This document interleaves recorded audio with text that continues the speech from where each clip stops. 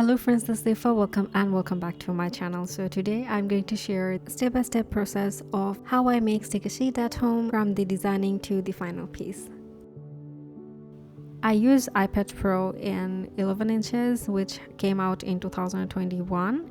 It has the M1 chip, I believe, so it's not a new one. Also, I use the Apple Pen Generation 2 to draw out my illustration. I have this paper-like screen protector on my iPad. It kind of feels like I'm drawing on a paper when I do my digital illustrations. I use Procreate to design all of my hand-drawn illustrations, and since this app is one-time paid, I think it's worth it. The canvas dimension of my stickers is 3.66 by 4.5 inches. Since I don't want to calculate my canvas on pixels, I made the DPI 600 to scale the images into better quality, but 300 or 400 DPI is just fine to work with.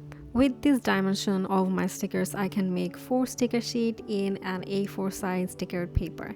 That's how I can add a lot of elements in one sheet and charge less for them.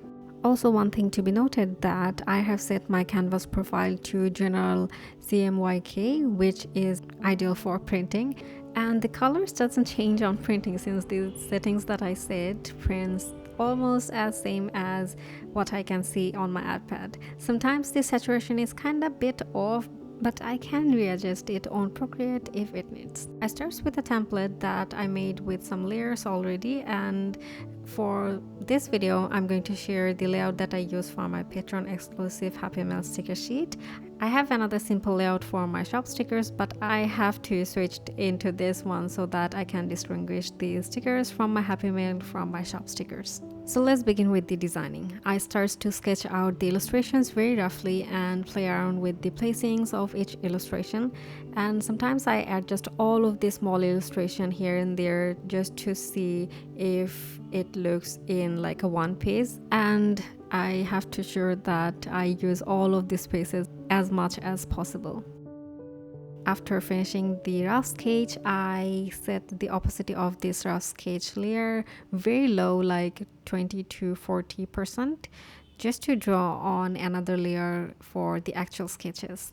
And sometimes I skip these rough sketches and directly sketch on the sketch layer and play around with it with the placings. Since the sketches don't need to be high quality, I don't think that much when I need to shift them. The step of shifting the places before outlining is necessary, because if you shift your illustration after you draw the outlines or the whole illustration, Procreate sort of ruins the quality even if you set the bicubic on. After finishing the actual sketch, I turn off the visibility of the rough sketch and lower down the opacity of the actual sketch layer until I'm satisfied to draw on top and start drawing the outlines in another layer. And I name it like outlines. And before I start outlining, I want to show you the brushes that I use for my drawings. For sketches, I use Procreate default pencils such as HB or 6B. For the outlines of my illustrations, I use my own brushes that I made from the scratch. Mostly I use this brush that has a wiggle edge but smooth pressure control.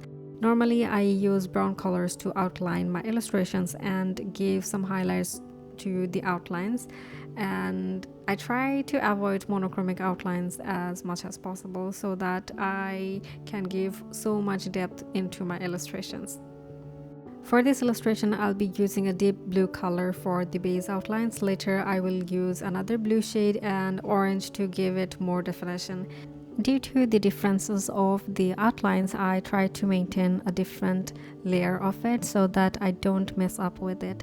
Here, as you can see, I have created one outline which is for the body of this whole jellyfish. And then I have set another layer down below from that outline so that I can color it something different, and I'm going to name it like lower outline. And if I need to add some more elements on the top of this outline, I am going to make another layer which is going to be called upper outlines. Let's begin with the coloring process. I make 3 to 4 layers in advance to be organized and to remember which color or parts are in which layer. Either I use the clipping or selecting tool to fill up some of the parts, or use this brush with wiggle edges that can help to fill up as well. I start coloring with the flat colors for every element, and I use a base layer for it. Sometimes there are more colors can be added in separate layers, so I use the word like pre-base or post-base to remember my steps. Here for the body I use the base layer, as you can see, and the other parts on post-base layer or details layer. I try to stick to these layers naming so that I can remember it and I don't end up with a lot of layers, since this is a sheet and there will be a lot of elements, like 7 to 8 elements in one sheet.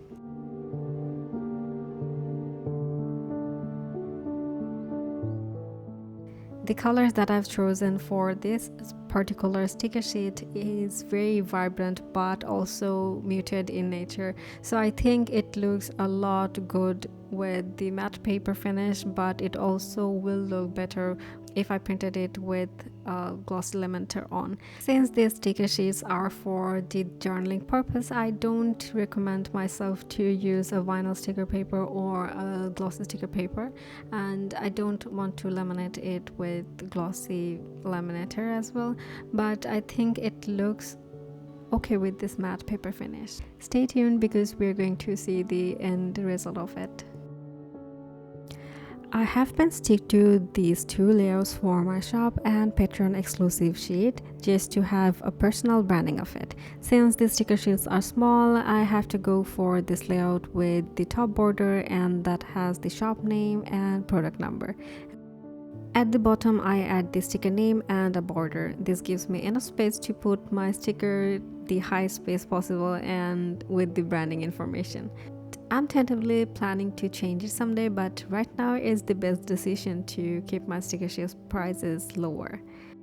And this layout for Patreon exclusive will be changed if I really feel I need to change it, but for now it's alright to have it like this. About this specific design, I made this for my June 2025 reverse along with the vinyl stickers with mirror effect for my patrons of my Happy Mail, and it's not available anywhere but only in my Patreon Happy Mail club. So if you're interested to get it, you might need to join in the Oli and Bat tier. You can select the old set by filling up a form and get it with your regular Happy Mail set. So if you're interested, you can check out the description and join in Oli and Bat tier. I try to stick to this layers naming so that I don't end up with a lot of layers, since this is a sheet and there will be about 7 to 8 elements in it. For shading, I start coloring with the edges of the monochromatic elements under the alpha lock. You can use a clipping mask layer. That actually makes it a lot easier and keep the base layer intact. But here I'm going to do it on the same layer. Since I had a lot of vibrant colors on the top of the elements, I keep separate layer for each color like pink, orange, yellow and purple. Also for more details I use watercolor brushes, most probably the old bleach or a brush which I purchased from Genevieve's design studio right after I got this iPad, so I don't remember which brush set was it. I used both of these brushes to create the deeper shadows and spots, so I think it really gives a lot of depth when I use these brushes.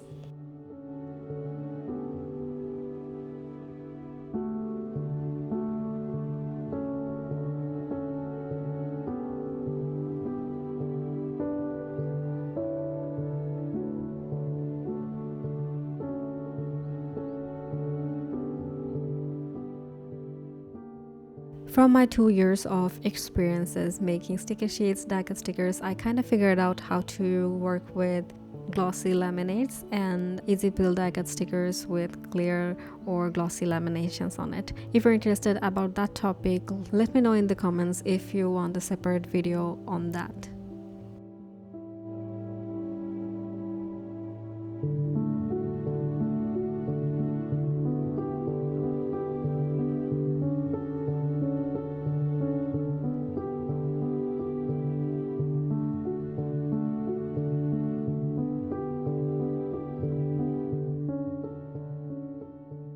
You might have noticed how much work I'm putting into this design.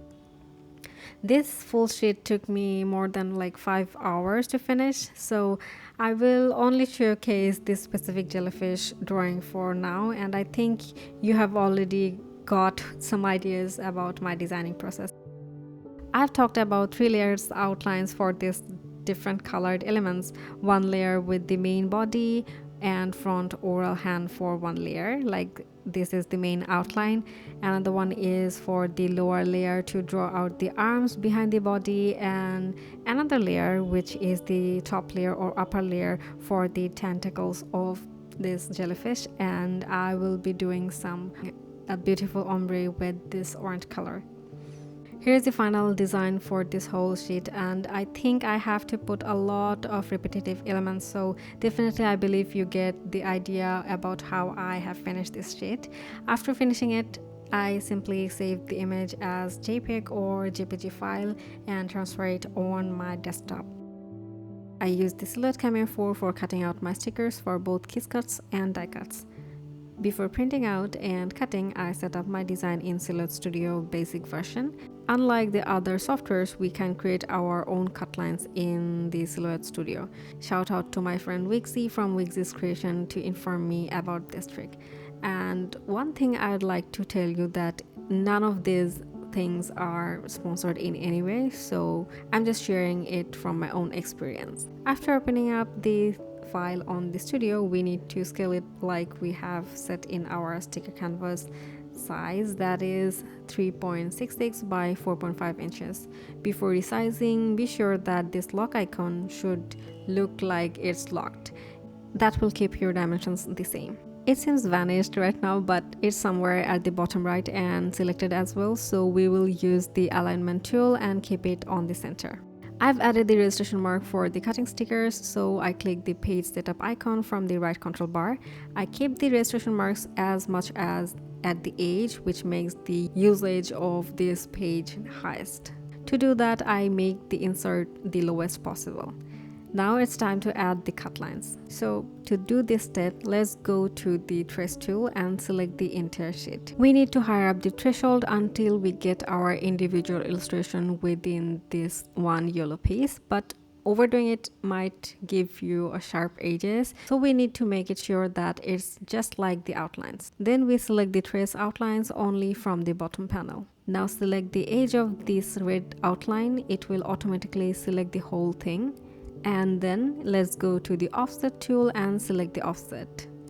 I keep the offset between 0.03 to 0.045 depending on how much I need to give spaces from the illustration to the cut lines, and then I hit apply. Now this could be a tricky part to select the red outline and press the delete button from your keyboard to erase this pre-cut which we have created from that tracing part. As you can see, we have our cut lines ready, and let's select and delete the banner parts. You might have ended with your kiss cut settings here, but in my illustration I have a lot of white spaces, and the machine read the white spaces as paper and give it a cut lines. To do that, I will select one element and go to the object and hit the release compound path.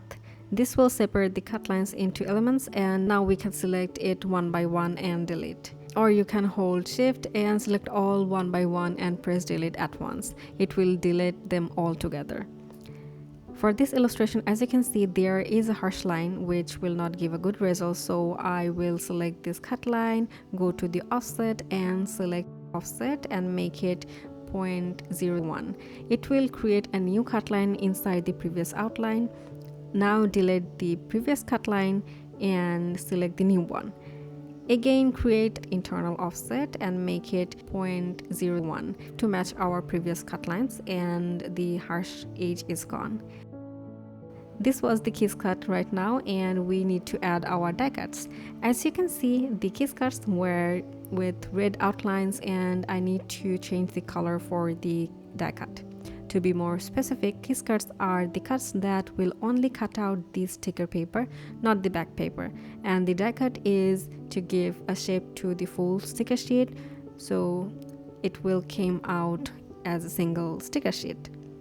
I selected this blue from the color panel and selected this round edged rectangle shape and draw around the sticker canvas. It doesn't need to be perfect since we can resize it. Unlock the lock from the resize panel and resize it like we want. And I'm going to resize it with our sticker canvas size. We need to place it to the middle using the alignment function. Now let's select all of them and place it to our designated place. I start from the right corner because I don't want my design to overlap the registration marks. It cannot be placed outside the border lines, so carefully I am placing it here. And then selecting all of them, I am pressing Ctrl and C button together to copy it and press Ctrl and V button to paste it. Let's drag it down to the left side and align them. Then select all together, copy and paste and align it again. So that's how we have our sheet ready with the cut lines. I use my home office printer Epson EcoTank L3150, which prints in 4 colors. It's not a very good printer, but it works really fine. On the printing settings, I use the plain paper option with highest quality. Don't forget to select the card paper size as I haven't here. And I am using a white sticker paper from local vendors from my regular planner stickers. Now it's cutting time. Let's go back to the studio and click the Send tab. After turning and plugging on the machine, you'll see the message unavailable will be gone and it will show no media loaded. Here you'll find 3 options with different colors which represents different cutting sections. We'll skip the clear cut banner. As for our kiss cut settings, we have these red lines and we need smaller depth and less pressure to the blades. Select the default sticker options or try out your own sticker settings. For me, I prefer these settings for my kiss cut and these settings for my die cuts. Always drag down the die cuts at the down by dragging the color box of it. So that's how once you select both of the cuts and cut in one go, you don't need to worry about the sticker papers going bowling out by the machine before the kiss cuts. It happened to me and wasted some sticker papers. I found that the original silhouette mat has stronger glue, so always use a clean cloth and tap it down on the glue sides while using at the beginning. Still, in my case, in the beginning it left residues for months. I found another cheaper alternative that is Nikaba. It comes with 3 mats with 3 different grips. The standard grip is ideal for stickers, but the light grip is also works fine. The strong grip is really hard to bend, so it's for harder material. I always try to keep the paper aligned with the marks of the mat. While reloading the mat, always stay cautious to align with the side marking of the machines. Now hit the send button after reloading the mat and start watching your stickers cutting out. Keep the lights bright as possible so while registering it doesn't make any problem. I always see the first few cuts because I don't want my designs get wrong cuts whatsoever. I always make other 2 mats ready while cutting when I'm in a rush and I have to complete the cutting as soon as possible. So there are some extra tips for you. So here comes the final sticker sheet that we made from the start to the finish. Look how crisp and nice the cuts turned out. That's all for this video. Thumbs up to the video if you get some knowledge and inspiration or you got some entertainment while watching the process. I hope I'll see you in my next video, so until then, be happy and be safe. Bye bye.